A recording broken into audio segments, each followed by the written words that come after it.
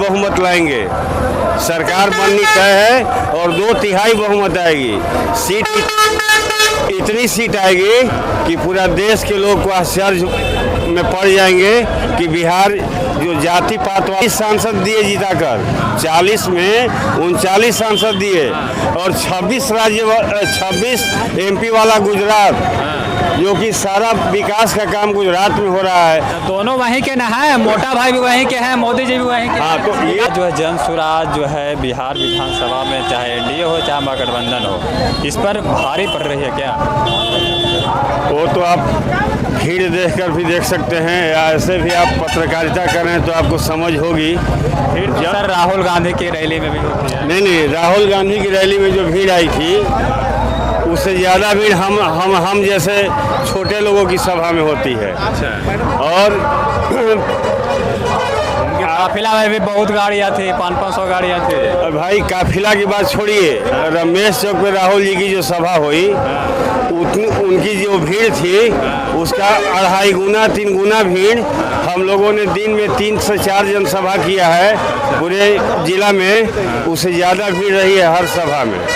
और जन स्वराज का इतना भय है कि आप देखें कि प्रधानमंत्री भी बोधगया में पलायन की मुद्दा को बात उठाए।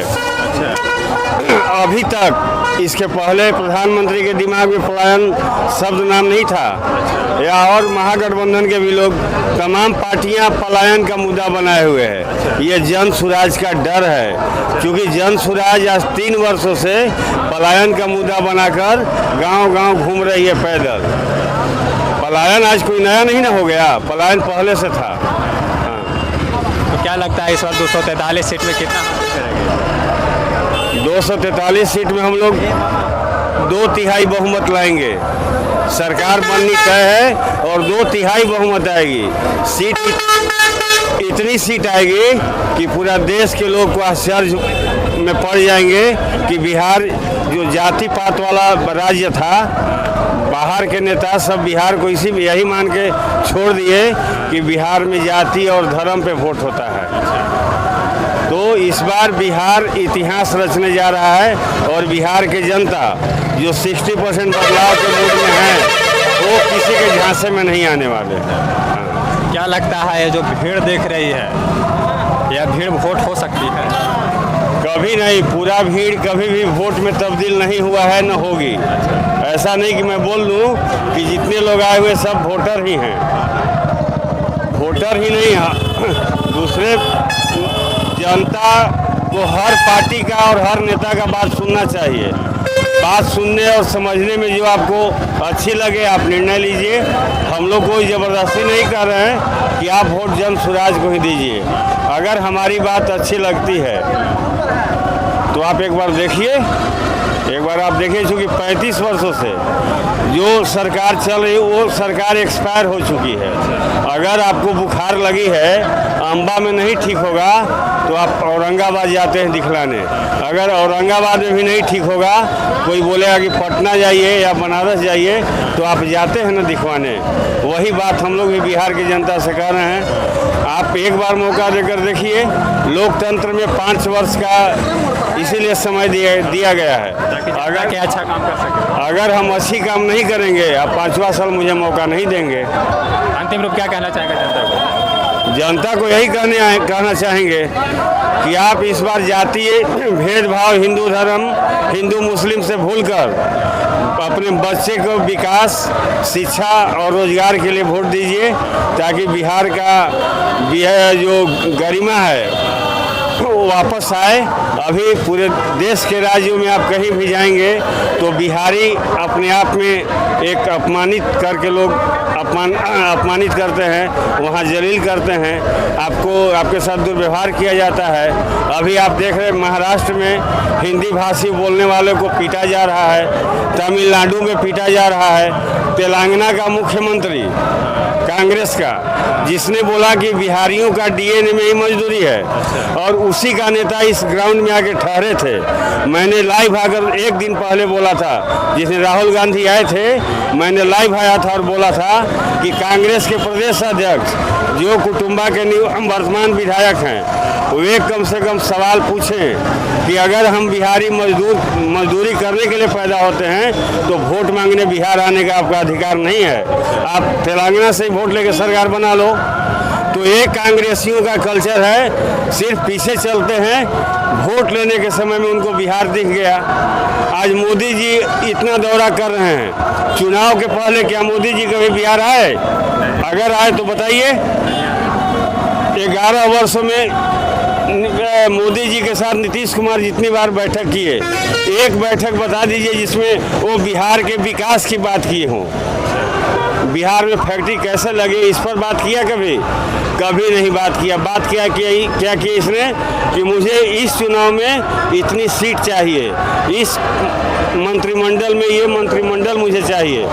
तो आपको तो कुर्सी का लालच है। बिहार की जनता को आप जान रहे हैं कि बिहार जातियों में बटा हुआ राज्य है। कल हम जाएंगे जात का और 5 किलो राशन का हवा दे के वोट ले लेंगे, तो राशन तो पूरे देश के लोगों को 80 करोड़ भारतवासी को मिलता है। लेकिन मोदी जी का भाषण सिर्फ बिहार में ही क्यों होता है? जनता भी तो वही चाहती है ना, 5 केजी राशन के लिए लाइन में लग जा रही है। शिक्षा की कहाँ मांग कर रही है, स्वास्थ्य की कहाँ मांग कर रही है? जनता को यही बता रहे हैं ना हम लोग 39 सांसद दिए जीता कर, 40 में 39 सांसद दिए और 26 MP वाला गुजरात, जो कि सारा विकास का काम गुजरात में हो रहा है। दोनों वहीं के ना है, मोटा भाई भी वहीं के हैं, मोदी जी भी वहीं के। हाँ, तो विकास कहाँ से होगा किसी और?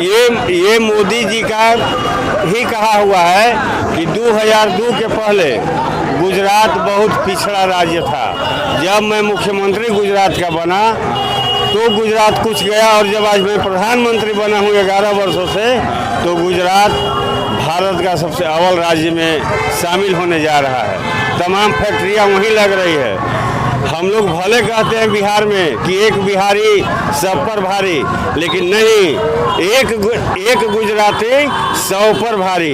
गुजरात में आप जाएंगे तो वहाँ का एक लड़का, 25 वर्षीय लड़का, उसके अंडर में 100 बिहारी मजदूरी करते हुए खेत में मिलेंगे आपको, फैक्ट्रियाँ में मिलेंगे आपको। अभी आपने पलायन की बात कर रहा था, पलायन कैसे रोकेंगे? पलायन रोकने का एक ही उपाय है, यहाँ से 2.5 लाख करोड़ रुपया प्रति वर्ष बैंकों के माध्यम से दूसरे राज्यों में जाता है। कि कैसे जाता है? अगर आप बैंक में 100 रुपया जमा करते हैं तो यह बैंक को जिम्मेवारी है कि 70 रुपया आपको ऋण के तौर पर समाज को वापस करें, ताकि आप उससे अपना कोई व्यवसाय करें, घर मकान बना सके। आपको मकान बनाने के लिए, रोजगार करने के लिए लोन नहीं मिलेगा, लेकिन आप गाड़ी खरीदने के लिए जाइए तो गाड़ी का लोन 1 दिन में हो जाता है। क्यों होता है? इसमें भी मामला है साहब। सरकार के टैक्स जाता है ना? सरकार के टैक्स तो जाता ही है, क्योंकि गाड़ियां भी बनती है गुजरात, कर्नाटक, तमिलनाडु, तेलंगाना और आंध्र प्रदेश में ही। जो भी आप मोबाइल चलाते हैं, कोई भी चीज़ अगर बिहार में बनने वाला है तो आप बताइए, तो आप ही का पूंजी से वो बिजनेस भी कर रहा है और फिर आप ही के साथ फायदे का धंधा भी कर रहा है। तो यह सोचना होगा यहाँ के लोगों को, क्योंकि हम लोग जातीय। आपका कहने का मतलब है कि इस बार बदलाव जरूरी है? बदलाव बिल्कुल ज़रूरी है, बिल्कुल ज़रूरी है। आज जो बिहार जो है 1990 में भी सबसे पिछड़ा और गरीब राज्य था, और 20 साल मोदी जी के शासनकाल में बिहार में भाजपा जदयू का सरकार है।